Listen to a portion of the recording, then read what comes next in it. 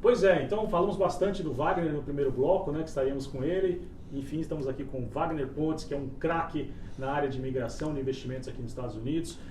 Wagner, primeiro, obrigado por nos receber aqui na D4U. Prazer é meu sempre, sempre bom dividir informações, enfim, trazer informações importantes para o pessoal. Bacana. Wagner, antes de tudo, eu queria entender sobre a ótica de quem está aqui nos Estados Unidos, né? Você está aqui na Flórida já há um bom tempo, a D4U já vem desenvolvendo um trabalho com excelência. Quais são as principais razões que levam as pessoas a desejarem vir morar aqui nos Estados Unidos?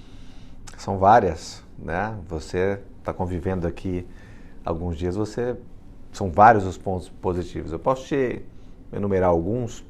Segurança pública, bem diferente do que nós temos lá no Brasil, né, Bruno? Sim. Segurança pública, a economia está num momento muito bom, independente do trabalho que você vem desempenhar aqui, você vai ter uma qualidade de vida boa. São vários, como eu disse, mas eu elegeria esses dois como os principais. Tá? É o que a gente ouve com mais frequência dos nossos clientes e que para mim também foram os mais importantes naquele momento lá atrás quando eu tomei essa decisão. Segurança e estabilidade econômica. Sim. A D4U, só para o pessoal de casa saber de uma forma mais clara e mais objetiva, qual que é a especialidade específica mesmo da D4U? D4U hoje é um escritório de advogados que nós trabalhamos basicamente num tripé bem claro e objetivo, que é a parte migratória, né, a parte de investimentos e a parte de franquias, né, também, que obviamente faz parte ali dos investimentos, mas nós representamos hoje algumas franqueadoras americanas e atuamos muito nesse tripé bem claro. Franquias, investimentos de maneira geral, né, e a parte migratória. Agora, você sente, por exemplo, se fala muito da questão do Donald Trump, enfim, ele é um cara polêmico, é um presidente polêmico, é uma pessoa, né, que tem uma característica forte, uma personalidade forte. Você sente que a demanda por imigrar, ela aumentou com algumas atitudes que o Donald Trump tem tomado no sentido de preservar, né, os Estados Unidos? É engraçado que pode agregar um lado e não agregar, aliás, e não agradar, melhor dizendo, o outro lado, né? Agora, eu acho que as ações do Trump têm sido acertadas, na minha concepção. Porque ele está querendo priorizar quem? Ele está querendo priorizar aquele indivíduo que vem contribuir com os Estados Unidos, seja financeiramente ou agregando valor, trazendo conhecimento, intelecto, uma formação. Então, em linhas gerais, eu acho que ele está fazendo o correto. Veja o que ele fez através de empresas americanas que haviam saído dos Estados Unidos. Enquanto, né, o governo anterior não era a favor, por exemplo, do corte de taxas, do corte de impostos, porque na concepção deles você teria, portanto, uma arrecadação menor, ele foi pelo caminho inverso. Ele diminuiu, né, o percentual, a carga tributária dessas empresas e fez com que essas empresas voltassem para os Estados Unidos e trouxessem bilhões, como foi o caso da Apple, enfim, dentre outras. Então, ele é um cara polêmico desde as eleições.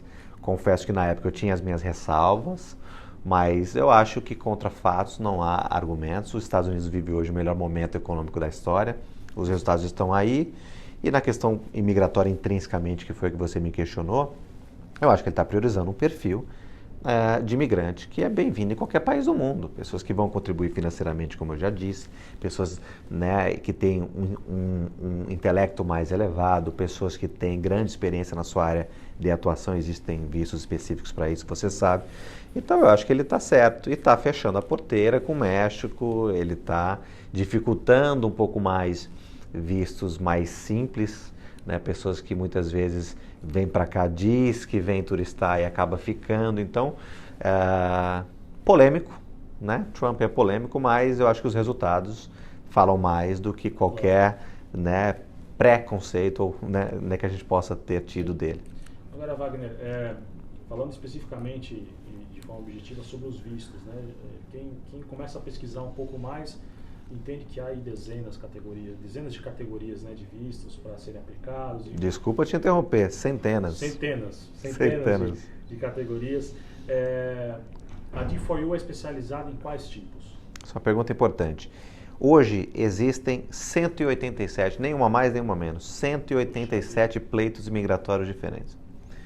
O escritório ou profissional que disser para você, Bruno, que é especialista em todas essas áreas, Está mentindo. É difícil você ter 187 textos legais distintos e você ser expert em todos eles. Então, hoje a D4U ela trabalha num campo muito claro e objetivo. Green Card através de investimentos, Green Cards através de habilidades excepcionais ou através de sponsorship, através de um empregador americano que esteja contratando aquele estrangeiro. A gente atua basicamente nessas 3 linhas. São várias as nomenclaturas, porque dentro de investimentos você tem 2 categorias pelo menos. Dentro da questão de habilidades você tem 6 subcategorias, são 2 vistos, EB1 e EB2, mas dentro de cada uma delas 3 subcategorias em cada uma delas. Então você tem 6 subperfis, digamos assim, distintos. Sim. Então, são muitos, mas basicamente é nessa linha que a gente atua. Tá. Agora, você tem, a gente costuma ver matérias, se você der um Google, pesquisar na internet, o pessoal pesquisar em casa, sempre tem uma matéria ou alguma pauta falando que existem profissões em escassez aqui nos Estados Unidos. Várias. E numa conversa informal contigo, você colocou, Bruno, às vezes é justamente esse profissional que tem uma grande chance de conseguir o green card, enfim. Claro, tem todo um processo para isso. Quais são, que te vem à mente, assim, as profissões mais procuradas, que faltam aqui nos Estados Unidos? Excelente ponto, porque quando a gente fala em visto de habilidades ou visto de trabalho, você acaba imaginando que não é para você, que vai ser mais difícil do que realmente é. Claro, para algumas pessoas simplesmente não é. A gente é muito franco aqui, se não é elegível, não tem o que fazer. Agora, muitos são elegíveis e não sabem. Então, por exemplo, profissionais da área de TI, profissionais da área de engenharia, fisioterapia, dentistas. Então, são áreas que estão em déficit de profissionais aqui nos Estados Unidos, ou chamado shortage, como eles chamam aqui. E esses profissionais, se tiverem pelo menos um bachelor, um bacharelado, e 10 anos de experiência, tem muitas chances de conseguir o green card por conta desse déficit que os Estados Unidos enfrentam hoje. Então vamos lá, um dentista que está nos assistindo agora, a gente está pela Play TV em todo o Brasil, nos assiste agora e tem interesse de vir para cá, ele não precisa, digamos, fazer um curso ou adaptar a formação dele à grade curricular ou coisa do gênero aqui na América. Ele precisa, de repente, ter isso que você comentou, bacharelado e pelo menos 10 anos de experiência, é isso? Exato, é uma dúvida bem comum, inclusive, porque quando a gente entra nessa seara, é um visto que vai levar em consideração o teu background, o teu histórico. Mas então para me ganhar esse green card eu preciso validar o meu diploma lá nos Estados Unidos e estar aprovado, licenciado pelo board, pela entidade de classe americana? Não, necessariamente. Você pode também, se for esse o teu desejo, mas lembre-se, esse tipo de pleito imigratório, ele foca muito no teu background, no que você já fez. Claro que existe ali dentro dessa petição, que é bem extensa, uma parte que nós chamamos de Professional Plan, onde você vai prometer para os Estados Unidos pelos próximos 5 anos, melhor dizendo, você vai desenhar o que você vai fazer aqui. Um dentista que tem mais de 10 anos de experiência na área, ele pode dizer nesse Professional Plan de que ele está vindo para validar o diploma dele aqui e ele, de fato, abrir a boca do paciente e atender. Ou ele pode dizer, por exemplo, que ele vai vir para cá trazer toda essa bagagem, essa expertise dele para montar um consultório e colocar dentistas para trabalhar para ele. Então ele não precisa necessariamente validar o diploma, não é um requirement, não é um pré-requisito você validar o teu diploma para poder aplicar para esses pleitos. Tá? Isso é muito importante. Você pode usar a tua expertise para empreender na tua área, a qual você trabalhou anos, por exemplo. Então, isso é muito importante deixar claro. Bom, você colocou aqui uma palavra importantíssima, que é empreender, e um pouco antes você comentou que existe a possibilidade de, um dos caminhos para se atingir ou se conseguir, de repente, o green card é você fazer um investimento, enfim, como é que funciona isso? Até mudou recentemente que você colocou, o valor, enfim. Exato. Como é que funciona exatamente isso? Nós temos, pelo menos, intrinsecamente falando, porque existem outros vistos que você, de uma maneira correlacionada, você pode investir também, mas intrinsecamente falando, você tem o EB5 e você tem o E2, tá? EB5 hoje, para quem quer investir, mais de $900 mil. A partir do dia 21 de novembro de 2019, entrou ou entrará em vigor, não sei quando você está assistindo, o novo texto legal que traz o investimento mínimo para $900 mil para aquelas áreas que tenham ou déficit de geração de empregos ou se você fizer essa aporte através de polos captadores de investimentos. Certo. Aqui na Flórida existem muitas construtoras construindo hotéis, condomínios, tá? Então seria aí $900 mil. Agora, se você não quer fazer um investimento que nós chamamos passivo, colocar esse dinheiro na mão de um polo captador para que ele gerencie, você quer controlar o teu investimento, aí seria o EB5 ativo. o investimento mínimo de 1,8, né? 1.800.000 dólares. Você precisa gerar pelo menos 10 postos de emprego dentro do teu business, tá? E precisa aportar isso, enfim, tem que declarar uma origem, obviamente, lícita, né? Isso é um ponto bem importante. Você não pode simplesmente trazer esse dinheiro para cá se você não conseguir provar, né? Comprovar, melhor dizendo, a origem desse dinheiro, que ela veio de forma lícita ao longo de anos de trabalho, por exemplo, você não consegue também o visto EB5. Então, o EB5, fazendo um overview rapidamente, seria dessa forma. E nós temos o E2, que é muito confundido, inclusive, para quem tem, né, para aqueles que têm dupla cidadania europeia. Criou-se até um mito, né? Ah, você tem um passaporte europeu, você entra no E2. E não é bem assim. Portugal está na Europa e não faz parte do Tratado de Navegação e Comércio com os Estados Unidos, que é o que o torna elegível para o E2.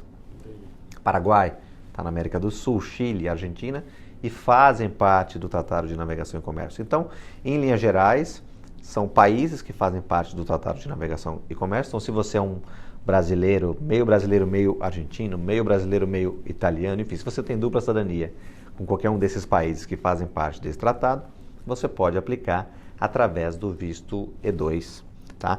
E o investimento, neste caso, é um pouco mais flexível. A USCIS, a imigração americana, não deixa claro o mínimo a ser investido. O texto legal diz que deve ser um investimento substancial para aquele nicho de mercado. Vou citar alguns exemplos. Já tivemos aprovações aqui na D4U com uma aquisição de uma franquia de 75 mil dólares, o que é pouco, se você for, né? Mas era um quiosque praticamente que vendia e vende até hoje bijuterias dentro do shopping.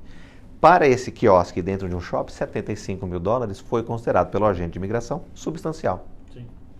Já tivemos outro caso, para pegar um outro extremo, clientes nossos que compraram uma empresa aqui a gente chama de renovation, né? Quando você, enfim, atua com reformas, mas só com a parte estética. Certo. Pintura, piso, enfim. Acabamento, onde diríamos no Brasil. Exatamente. Clientes nossos compraram uma companhia nesse sentido, uma franquia, também, e para eles já exigiram 280 mil dólares de investimento. Eles tentaram com 220, não conseguiram. Recebemos um request pedindo 280, ou seja, o importante é ser um investimento substancial para aquele nicho de mercado, no caso do E2, tá? Vai desde 75, aí o céu é o limite. No caso do EB5, que é o que exige a partir de agora, a partir de novembro, mínimo de 900 mil. Exato. Você comentou que tinha um outro que exige 1,8, o EB5 ativo. É o EB5 ativo, No caso do EB5 ativo, uma dúvida que eu tenho aqui.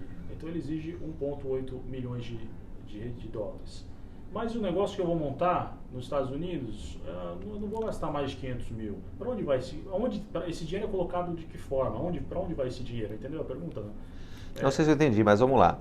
Se o teu business ele não vai consumir aquele 1,8 milhão, não tem elegibilidade para esse visto. Você precisa consumir esse dinheiro. Ou ter mais de um business, isso é possível. Você pode constituir uma holding, pode construir uma empresa, mãe, e abaixo dessa tua empresa você ter 2 ou 3 franquias, e você pode aplicar através dessa tua holding, né? Então, esta holding aplicou em 2 ou 3 business, é diferente, esses 1,8 milhão, isso é possível também. Exatamente. Eu queria te perguntar o seguinte, Wagner, existem certamente outras empresas, outros profissionais que fazem o mesmo serviço que a D4U, e aí assim, eu acho que um dos papéis fundamentais do Conexão América é contribuir com o brasileiro que está nos assistindo, contribuir com o brasileiro que está aqui na América, inclusive, que precisa se regularizar em termos da condição, né, do status que ele está aqui no país.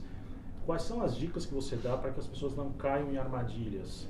Não caiam ali, vou fazer uma busca no Google e achei aqui, vou contratar, enfim, e paga às vezes uma fortuna por um serviço que às vezes não é prestado, ou é prestado, mas não de forma adequada. Enfim, é claro que não existe garantia de resultado, existe uma série de fatores nisso. Mas existe uma taxa de aprovação, né? A D4U, você pode até apresentar seus números aqui, quer dizer, existe um histórico, enfim, um score nesse sentido. Sim. Quais são as dicas que você dá para quem nos assiste agora para não cair em armadilha? Olha, como em todas as áreas, existem arapucas, né? Como meu avô já dizia, existem armadilhas. Eu acho que você pesquisar, né, o background daquela empresa ou daquele profissional que você está contratando, fato. Procure falar com clientes que já tiveram resultado, seja positivo ou seja negativo, enfim. Procure a verdade sobre aquela empresa. Muitas vezes existe uma ação de marketing muito bem feita, que todas as empresas precisam fazer, claro, o marketing é importante, mas acho que fica como responsabilidade do cliente fazer esse dever de casa, que é checar se tudo aquilo que é apresentado de fato é verdade. Por exemplo, a D4U hoje tem um índice de aprovação de vistos elevadíssimos. Né? Se você levar em consideração a complexidade, nós não atuamos com vistos de turistas, estudantes, enfim. Os nossos vistos são bem complexos, né? São pleitos migratórios, aplicações para o Green Card. Se você levar em consideração toda essa complexidade e que muitas vezes cai numa subjetividade de uma interpretação do agente de imigração, e ainda assim a D4U tem hoje 92% de índice de aprovação, isso realmente é acima da média. Você precisa checar isso, conhecer os clientes, seja da D4U, de qualquer outro escritório que você venha, né, pensar, ter interesse em contratar. Eu diria que é isso, checar clientes, cases ali reais, eu diria que é isso, esse é o principal.